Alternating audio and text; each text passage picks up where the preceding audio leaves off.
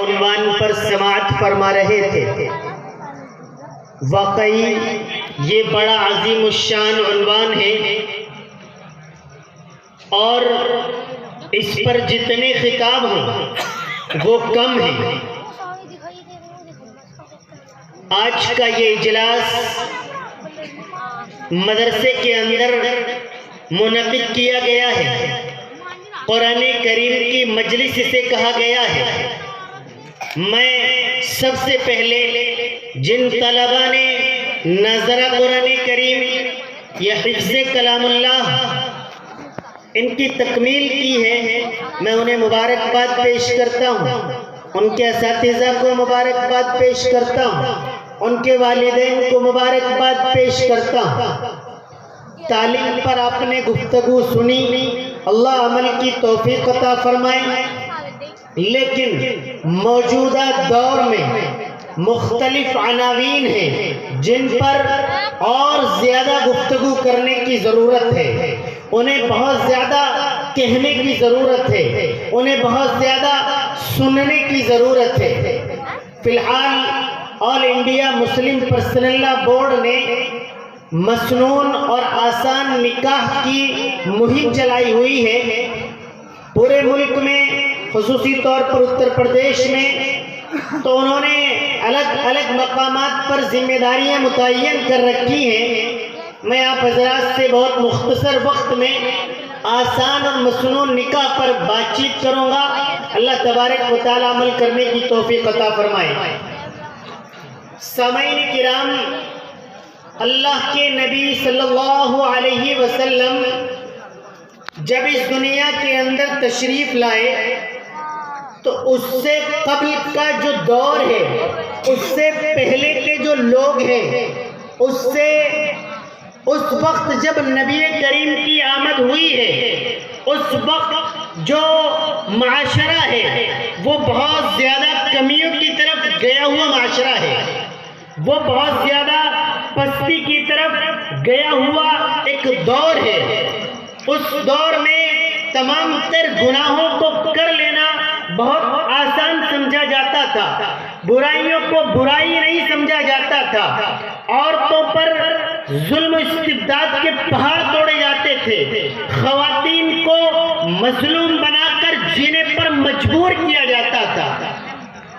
آج یہ مغرب کے لوگ، یہ انگریز ہمیں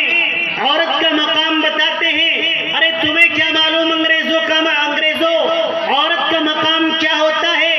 عورت کا مقام تو ہم سب کے محبوب نبی سرور کونین تاجدار مدینہ محمد عربی صلی اللہ علیہ وسلم نے آج سے تقریباً 1450 سال قبل ہمیں بتا دیا تھا کہ عورت کا مقام کیا ہوتا ہے، ماں کا مقام کیا ہوتا ہے، بیٹی کا مقام کیا ہوتا ہے، بیوی کا مقام کیا ہوتا ہے، بہن کا مقام کیا ہوتا ہے، پڑوس کی بیٹی کا مقام کیا ہوتا ہے، پڑوس کی بہن کا مقام کیا ہوتا ہے۔ تم کیا جانو عورت کے پردے کی حیثیت کیا ہوتی ہے، تم کیا جانو عورت کا مقام و مرتبہ کیا ہوتا ہے۔ تم نے تو غلیظ حرکتیں کر کے عورت کو ذلیل و خوار کیا ہوا ہے، تم نے تو عورت کو غلاظت کا اڈا بنایا ہوا ہے، تم نے تو عورت کو آزادی کے نام پر ذلیل و خوار کیا ہوا ہے، ذلت و خوار کے پستی کے اندر بھیجا ہوا ہے۔ تم ہمیں نہیں بتاؤ گے کہ عورت کا مقام و مرتبہ کیا ہوتا ہے۔ ہمیں ہمارے سرکار نے بتایا ہے، ہمیں تو ہمارا قرآن بتا رہا ہے، ہمیں تو ہماری حدیث بتا رہی ہے کہ عورت کا مقام کیا ہوتا ہے، بہن کا مقام کیا ہوتا ہے، بیٹی کا مقام کیا ہوتا ہے، بیوی کا کیا مرتبہ ہوتا ہے۔ انگریزوں کو کیا معلوم؟ انہیں تو یہ معلوم ہے کہ شوہر 5000 کماتا ہے، شوہر 20,000 کماتا ہے، بیوی بھی ڈیوٹی پر جائے گی تو وہ بھی 15,000 کمائے گی، وہ بھی 10,000 کمائے گی، گھر کے چلانے میں معاون بن جائے گی۔ اب وہ کہاں نوکری کرتی ہے، کس کے پاس بیٹھتی ہے، کس سے گفتگو کرتی ہے، چہرہ کھلا رکھتی ہے یا سینہ کھلا رکھتی ہے، پیر کھلے رکھتی ہے، ہاتھ کھلے رکھتی ہے، تمہیں اس کا علم نہیں ہے کہ یہ کس طریقے پر ان پر ظلم و استبداد کیا جا رہا ہے۔ خیر، میں پردے پر ابھی بات کرنے کے موڈ میں نہیں ہوں، فی الحال مجھے نکاح پر ہی بات کرنی ہے۔ اللہ کے نبی صلی اللہ علیہ وسلم تشریف لائے، آپ نے ایک صالح معاشرے کا ایک پیغام دیا، آپ نے آئیڈیل اور ایک نمونہ ہمیں دیا، پوری قوم کو دیا، پوری امت کو دیا، آنے والے تمام مسلمانوں کو دیا، پوری انسانیت کو دیا، قیامت تک آنے والے فرد کے لیے قرآن کریم رہنما ہے، نبی کی زندگی آئیڈیل ہے۔ اور میں اگر اس مجمع سے کسی سے معلوم کروں کہ کیا تم محبت نبی کریم صلی اللہ علیہ وسلم سے کرتے ہو، تو خدا کی قسم وہ ببانگ دول اعلان کرے گا، کہے گا ہاں مفتی صاحب، اگر میں دنیا کے اندر کسی سے سب سے زیادہ پیار کرتا ہوں تو وہ نبی کریم کی ذات بابرکت ہے۔ لیکن اگر میں اس کے سر کو دیکھوں گا تو اس کا سر انگریزوں کا سر نظر آئے گا، کیونکہ اس نے انگریزوں والی کٹنگ کرا رکھی ہوگی۔ میں اس کی داڑھی پر غور کروں گا تو مجھے معلوم ہوگا کہ وہ کسی فلمی ہیرو کی طرح اپنی داڑھی بنائے ہوئے ہوگا۔ میں اس کے قمیض اور اس کے پائجامے پر غور کروں گا تو مجھے معلوم ہوگا کہ خیروں کے طریقے پر وہ لباس پہنے ہوئے ہیں۔ اگر میں اس کی شادی کے تعلق سے معلوم کروں گا تو وہ بتائے گا کہ میری بارات میں اتنے لوگ گئے تھے، وہ بتائے گا ہم نے اپنی بہن کو اتنا جہیز دیا تھا، وہ اماں عائشہ کی نکاح کو یاد نہیں رکھتا ہے، وہ حضرت فاطمہ کی نکاح کو یاد نہیں رکھتا ہے، وہ حضور پر نور نبی کریم صلی اللہ علیہ وسلم جس ذات سے محبت کا دعویٰ کرتا ہے اس ذات کے نکاحوں کے بارے میں کوئی نالج نہیں رکھتا ہے۔ اگر اسے نالج ہے، اگر اسے کوئی جانکاری ہے تو وہ سگائی کی جانکاری ہے، جوڑے کی جانکاری ہے، چوڑی پہنائی کی جانکاری ہے، بارات کی جانکاری ہے، ڈی جے کی جانکاری ہے، شہنائیوں کی جانکاری ہے، قمقموں کی جانکاری ہے اور خرافات کی جانکاری ہے، تو ڈھول تاشوں کی جانکاری ہے، گانا بجانوں کی جانکاری ہے۔ نہیں معلوم کہ نبی کریم نے اپنی لاڈلی بیٹی کا نکاح کیسے کیا تھا، نہیں معلوم اللہ کے نبی صلی اللہ علیہ وسلم نے اپنی ازواج مطہرات سے کس طریقے پر نکاح کیا تھا۔ اور میرے دوستو، اگر دنیا کے اندر کامیابی چاہتے ہو، اگر آخرت کی کامیابی اور کامرانی چاہتے ہو تو نبی کے طریقے کو اپنانا ہوگا۔ اگر نبی کے طریقے کو چھوڑ کر زندگی گزارو گے تو خدا کی قسم دنیا کے اندر بھی ناکام رہو گے اور آخرت کے اندر بھی ناکام رہو گے، کیونکہ قرآن کریم کا فیصلہ ہے، احادیث ہمیں چیخ چیخ کر کہہ رہی ہے کہ نبی کے طریقے کو فالو کرنا شروع کر دو، نبی کو اپنا آئیڈیل مان لو، انگریزوں کو اپنا آئیڈیل ماننا چھوڑ دو، فلمی ہیرو کو اپنا آئیڈیل ماننا چھوڑ دو، کرکٹر کو اپنا آئیڈیل ماننا چھوڑ دو، اور اس دنیا کی ان رنگ ریلیوں کو اور ان تمام تر چیزوں کو چھوڑ دو۔ اگر ہمارے نوجوان ان تمام چیزوں کو چھوڑ کر اپنے نکاحوں کو مسنون طریقے پر کرنے لگے تو انشاءاللہ تعالی پھر گھروں میں اختلافات نہیں ہوں گے، پھر آپ کے گھروں میں برکتیں اتریں گی، پھر آپ کے گھروں میں رحمتیں اتریں گی، پھر آپ کے گھروں میں بہت ساری رحمتوں کا نزول ہوگا اور آپ دنیا کے اندر اپنی زندگی کو جی کر محسوس کریں گے کہ واقعی میں کوئی زندگی گزار رہا ہوں۔ آج ہم اپنی بیٹیوں کے نکاح میں، ان کے جہیز میں لاکھوں روپے خرچ کر دیتے ہیں، اور میری قوم کے لوگوں، اگر یہ لاکھوں روپے آپ نے اپنے بیٹے کی تعلیم پر خرچ کر دیے ہوتے، اگر یہ لاکھوں روپے آپ نے اپنی بیٹیوں کی تعلیم پر خرچ کر دیے ہوتے تو آج ہمیں غیروں کے دروں پر بھٹکنا نہ پڑتا، ہمیں غیروں کی وکیلوں کے بستے پر جانا نہ پڑتا۔ آج ہم دیکھتے ہیں کہ ہماری کچہریوں میں نہ جانے ہم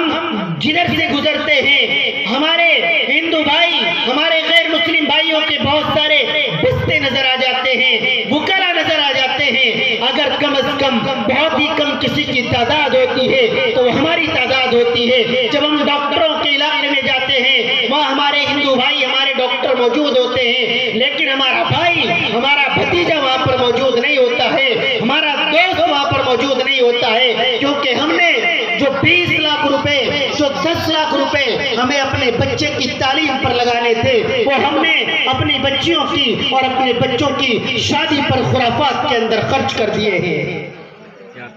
تعلیم پر خرچ کرو گے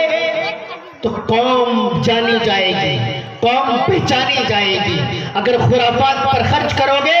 کوئی یاد کرنے والا نہیں ہے, نہ یہاں کچھ ملے گا نہ وہاں کچھ ملے گا. آپ کتنی بڑی شادی کر لیں, کہنے والا کہہ دیتا ہے کہ اس سے زیادہ بڑی شادی تو فلاں آدمی نے کی تھی. آپ کتنا روپیہ خرچ کر دیں, اس سے زیادہ خرچ کرنے والے اس دنیا کے اندر موجود ہیں. لیکن اگر آپ نے اپنا ایک بیٹا وکیل بنا دیا تو وہ نہ جانے کتنے لوگوں کے لیے راہبر ثابت ہو سکتا ہے. اگر آپ نے اپنا ایک بیٹا ڈاکٹر MBBS بنا دیا تو وہ کتنے لوگوں کے لیے مفید ثابت ہو سکتا ہے. آپ نے اپنا ایک بیٹا انجینئر بنا دیا, وہ کتنے لوگوں کے لیے سود مند ثابت ہو سکتا ہے. وہ آپ کے لیے, آنے والی نسلوں کے لیے, آپ کے پوتوں پڑپوتوں کے لیے بھی سود مند اور فائدے مند ثابت ہوگا. ہم نے اپنی بیٹیوں کو جہیز دیا,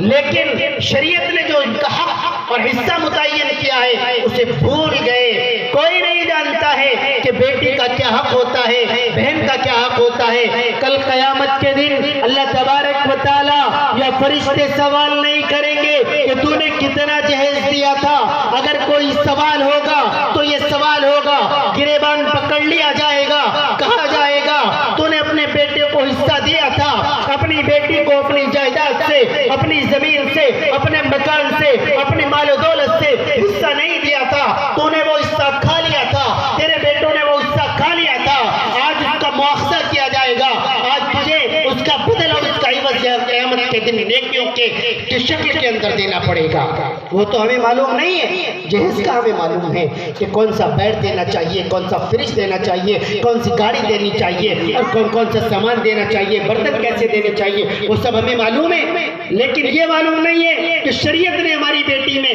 کے لیے ہمارے اموال میں کیا حق اور حصہ رکھتا ہے. اب ہم نے جہیز بھی دے دیا, ہماری بیٹی چلی گئی. اب ایک اور چیز غور کرنے کی یہ ہے کہ جتنے لوگ موجود ہیں, جتنے بھی لوگ ہیں, وہ تمام کے تمام بیٹوں والے بھی ہیں اور بیٹیوں والے بھی ہیں. وہ بہو کو بیاہ کر بھی لاتے ہیں اور اپنی بیٹی کو ودا بھی کرتے ہیں. اب آپ جو بیٹیوں کے والدین ہیں سب اپنے ذہن پر زور ڈالیں, کیا کوئی والد یہ چاہتا ہے کہ اس کی بیٹی کو اس کا داماد پریشان کرے؟ کیا کوئی والد چاہتا ہے کہ اس کی بیٹی کو اس کی نندے پریشان کریں؟ کیا کوئی والد چاہتا ہے کہ اس کی بیٹی کو اس کا سسر اور اس کی ساس پریشان کرے؟ کوئی نہیں چاہتا ہے. پوری دنیا میں کوئی والد ایسا نہیں ہے جو اپنی بیٹی کے تعلق سے سوچتا ہو کہ اس کی سسرال والے سے پریشان کرے. لیکن غور کرنے کی بات یہ بھی ہے کہ جو بیٹی آپ بیاہ کر لائے ہیں وہ بھی تو آپ کی بیٹی ہے, وہ بھی تو کسی کی بیٹی ہے. جیسا ہم اپنی بیٹی کے بارے میں سوچتے ہیں ایسا ہی ہمیں دوسرے کی بیٹی کے بارے میں بھی سوچنا چاہیے. جیسا ہم اپنی بیٹی کے بارے میں خیال کرتے ہیں کہ اسے پھولوں پر رکھا جائے, اسے کوئی اف تک نہ کہے, اسے کوئی پریشان نہ کرے, تو ایسے ہی اپنے بیٹوں کی بہووں کو, اپنے گھر کی بہووں کو بھی سمجھنا چاہیے. آج حالات چینج ہو گئے ہیں, بڑی تبدیلیاں. بہت سارا جہیز دینے کے بعد بھی کہتے ہیں یہ صوفہ تو بڑا ہلکا والا ہے, یہ بیڑ آپ ہلکے والا لے آئیے, یہ بائک آپ ہلکے والی لائی ہے, آپ تو کار بھی لا سکتی تھی, یہ بھی چلو چلتا رہا. اب اور یہ چل گیا کہ گھر چھوڑ دی, 2 مہینے ہو گئے, 3 مہینے ہو گئے, 4 مہینے ہو گئے, کہا بھائی لے جاؤ. کہا لے تو آئیں گے لیکن 1 لاکھ روپے لے کر آنا. اب ڈیمانڈ شروع کر دی ہے. ارے ہم بھکاری نہیں ہیں, اپنی بہو سے پیسے مانگیں گے, ایک ٹائم بھوکا رہ لیں گے لیکن خود کر کے کھائیں گے. وہ لوگ بھکاری ہیں جو جہیز مانگتے ہیں اور اپنی بہو سے پیسے کی ڈیمانڈ کرتے ہیں. آج بہت ساری بیٹیاں پریشان ہیں، انہی حالات سے گھری ہوئی ہیں کہ ان سے ڈیمانڈ کی جاتی ہے، ان کے جہیز پر نقطے لگائے جاتے ہیں، اسے ہلکا بتایا جاتا ہے۔ اس بات کو بالکل چھوڑنا پڑے گا، جہیز کی اس لعنت کو ختم کرنا پڑے گا، جہیز کی پرتھا کو بالکل ختم کرنا پڑے گا، اور یہ کام ہمارے امیر لوگوں کو کرنا پڑے گا۔ ایک بات بتا دوں، پھر انشاءاللہ تعالی اپنی جگہ لوں گا، کہ جب کوئی شادی کرتا ہے، بہت ساری شہنائیاں بجتی ہیں، اچھے اچھے کپڑے پہنے جاتے ہیں، اور بہت سارے لائٹیں قمقمے جلائے جاتے ہیں، تو اسی پڑوس میں ایک اور بیٹی ہوتی ہے جس کا نکاح نہیں ہو رہا ہے، اس کی عمر 20 سال ہو گئی، 22 سال ہو گئی، 25 سال ہو گئی، اس کا نکاح نہیں ہو پایا ہے۔ اب جب وہ پڑوس کی شہنائی سنتی ہے، پڑوس کی خوشیاں سنتی ہے، تو اس کے دل پر بوجھ پڑتا ہے، اس کے دل پر بہت گرا گزرتا ہے، اور وہ بیٹی سوچتی ہے کہ اللہ، کاش میرے والد گرامی بھی امیر ہوتے، کاش میرے والد گرامی کے پاس بھی پیسے ہوتے، کاش میرے والد گرامی بھی میرے نکاح کا انتظام کر سکتے، میرا نکاح کچھ دن پہلے ہو چکا ہوتا، یا میرا نکاح آج ہو رہا ہوتا، یا میرا نکاح آئندہ قریب میں بہت جلد ہو گیا ہوتا۔ تو اس کا جو دل دکھ رہا ہے، اس دل کو دکھانے میں یہ جو پڑوس کے لوگ بڑی شادی کر رہے ہیں، پورے طور پر شامل ہیں، اور یہ اس بیٹی پر ظلم کر رہے ہیں، یہ ظالم ہیں، ظالم ہیں، ظالم ہیں۔ ہمیں جہیز کو، اور اللہ کے نبی نے تو نکاح کو آسان کیا تھا، ہم نے اسے مشکل بنا لیا ہے، اپنی زندگی پر اسے ایک طریقے کا بوجھ بنا لیا ہے۔ جب بیٹی بڑی ہو جاتی ہے تو باپ فکر مند ہو جاتا ہے کہ اب مجھے اچھا رشتہ بھی تلاش کرنا ہے، پریشان کرنے والے آدمی نہ مل جائے، جوئے والا لڑکا نہ مل جائے، سٹے والا لڑکا نہ مل جائے، شرابی لڑکا نہ مل جائے۔ پھر لڑکا اگر مل گیا ہے، اب مجھے جہیز کا بھی نظام بنانا ہے، اور بہت سارے لوگوں کی دعوت بھی کرنی ہے، سگائی بھی کرنی ہے، سونے کی انگوٹھی دینی ہے جو بالکل ناجائز اور حرام ہے، اور اسی طریقے پر پھر جوڑا بھیجنا ہے، جوڑے میں چیزیں دینی ہے، ساس کا بھی جوڑا دینا ہے، کچھ پہننے کی چیزیں دینی ہے، بہت سارے اخراجات اس کے دماغ پر بوجھ ہو جاتے ہیں۔ کوئی نہیں کہتا آپ قرض لے کر، ولیمہ جو مسنون ہے اسے بھی نہیں کہا گیا کہ آپ قرض لے کر ولیمہ کرو، جتنا آپ کا انتظام ہے مختصر طور پر آپ ولیمہ کرو۔ تو جہیز کیسے ہو سکتا ہے کہ آپ بہت زیادہ دینے والے بن جاؤ؟ ہمیں جو ہائی فائی کلاسز لوگ ہیں انہیں سوچنا ہوگا، اور انہیں جہیز پر پابندی لگانی ہوگی، اور انہیں جہیز کی پرتھا کو ختم کرنا ہوگا۔ پھر جو مڈل کلاس لوگ ہیں جو قرض لے کر شادیاں کرتے ہیں، انہیں بھی اپنی شادیوں کو مختصر کرنا ہوگا۔ اللہ کے نبی صلی اللہ علیہ وسلم نے حضرت فاطمہ رضی اللہ تعالی عنہ کا نکاح مسجد میں کیا تھا، بہت سکون و اطمینان کے ساتھ۔ ہمیں اسی طریقے اور اپنے بیٹوں اور بیٹیوں کے نکاح کو کرنا ہوگا، تو انشاءاللہ تعالی ہم کامیاب ہوں گے۔ آپ سب وعدہ کریں انشاءاللہ تعالی آل انڈیا مسلم پرسنل لا بورڈ کی اس مہم میں آپ سب حصہ لیں گے۔ ہاتھ اٹھا کر مجھ سے وعدہ کریں کہ آپ جہیز کی روک تھام پر کام کریں گے انشاءاللہ۔ سامعین کرام، یہ آپ نے وعدہ کر لیا، اللہ تبارک و تعالی مجھے بھی اور آپ کو بھی اس پر عمل کرنے کی توفیق عطا فرمائے۔ میرے دوست ہیں قاری منتظر صاحب، یہ ادارہ ایک طویل مدت سے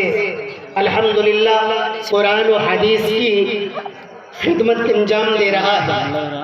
اور میں گزشتہ سالوں میں بھی اجلاس کے اندر یہاں شرکت کرتا رہا ہوں۔ تو مجھے یہاں کے سامعین اور یہاں کے آنے والے لوگوں سے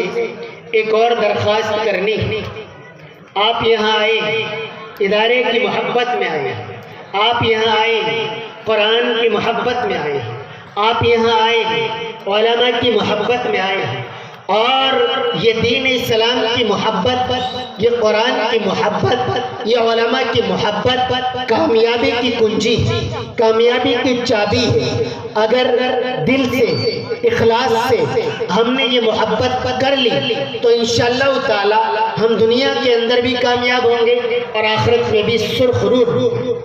جیسا کہ مجھ سے قبل مولانا نے بتایا کہ مدارس کے اخراجات آپ حضرات کے تعاون ہی پر منحصر ہوتے ہیں۔ اللہ تبارک و تعالیٰ کا فضل ہوتا ہے، اللہ کا کرم ہوتا ہے، توکل علی اللہ ہوتا ہے، لیکن اس کے بعد دارالاسباب کے تحت آپ حضرات کا تعاون اداروں کو پہنچتا ہے تو یہ فلاح کو پہنچتے ہیں، یہاں کی عمارتیں بنتی ہیں، بچوں کا تعلیمی نظام بنتا ہے، بہت سارے بچوں کو کپڑے دیے جاتے ہیں، غریب، یتیم، مسکین اور بیواؤں کے بچوں کو ان کے تعلیمی نظام بنایا جاتا ہے، تعمیرات کا کام بھی ہوتا ہے، اساتذہ کرام کو تنخواہیں بھی دی جاتی ہیں۔ جیسا کہ آپ سبھی جانتے ہیں لاک ڈاؤن کا ایک دور گزرا، اس سے پہلے رمضان مبارک لاک ڈاؤن میں چلا گیا، بہت زیادہ وصولیاب اور آمدنی نہ ہو سکی، تو اب اخراجات ڈبل محسوس کر رہے ہیں مدارس والے۔ ہمارا یہ مدرسہ ماشاءاللہ یہاں یہ دارالقرآن بن گیا ہے، مسجد کی ابھی بھی ضرورت ہے اور دارالقرآن میں فی الحال نماز ہوتی ہے، اس میں بھی سردیوں کے لیے کوئی دروازہ موجود نہیں ہے۔ آپ جانتے ہیں آپ سردیوں میں کس طریقے پر اپنے دروازے کو بند کر کے لحاف کے اندر سوتے ہیں، آپ اپنی مساجد کو دیکھتے ہیں کیسے ان کے دروازوں کو بند کر کے آپ نمازیں ادا کرتے ہیں، تو ایسے ہی کاشف الہدا کے اس دارالقرآن کو بھی دروازوں کی ضرورت ہے، اور کوئی بھی آدمی نہیں چاہتا ہے کہ میرے گھر میں ہلکے والے دروازے لگا دیے جائیں، کوئی بھی محلے والا نہیں چاہتا ہے ہماری مسجد میں ہلکے والے دروازے لگا دیے جائیں۔ تو میں نے جو غور کیا ہے اس میں جو دروازے ہیں انہیں اسپیشل طور پر میری رائے میں لگائے جانا چاہیے۔ میں نے اس کے تعلق سے گفتگو کی تو مجھے معلوم ہوا کہ ایک دروازے کی قیمت 10,000 روپے بنتی ہے، تو ایک دروازے کی قیمت کے لیے ان سامعین کرام میں سے قرآن کریم کی محبت میں، دارالقرآن کی محبت میں، علماء کی محبت میں، بچوں کے اساتذہ کی محبت میں، کاشف الہدا کی محبت میں کون ہے جو ایک دروازے کے لیے میری درخواست پر، تمام اسٹیج پر رونق افروز لوگوں کی درخواست پر 10,000 روپے سے ادارے کا تعاون کرے گا، ایک دروازہ لگائے گا؟ بتائیں کون ہے اس پورے مجمع سے جو